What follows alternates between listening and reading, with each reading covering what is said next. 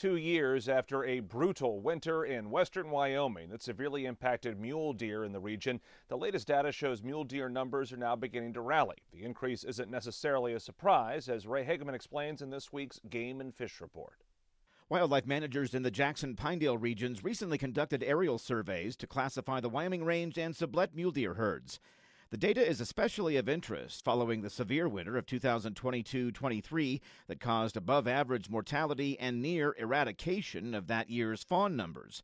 Data collected here and from ongoing research provides insight into population trends and assists managers with setting hunt seasons. Data from last December showed mule deer entering the winter in very good body condition. The average body fat percentage of adult females was at 12.9%, a decrease from an average of 15.8% a year ago. But captured fawns on the Wyoming Range from last summer had an average birth mass of 7.7 pounds. That's the largest since 2016 and nearly a pound larger than average birth mass across all previous years. Drought and extreme winters affect quantity and quality of forage for mule deer, affecting the body condition of deer heading into winter. The relatively mild and snow-free winter conditions over the last 2 years have meant high overwinter survival. Areas of the Wyoming Range that get precipitation of 30 inches or more a year will often produce a diversity of plants to grow, enabling does to produce and care for viable and healthy fawns before they get on winter ranges.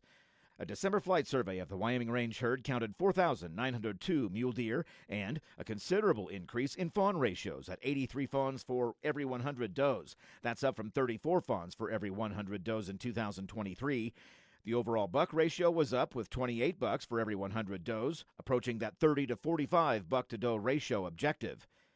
Yearling buck ratios increased to 9 for every 100 does, while adult buck ratios remained unchanged at 19 bucks for every 100 does. Over in the Sublette deer herd, 7,645 mule deer were counted from the air.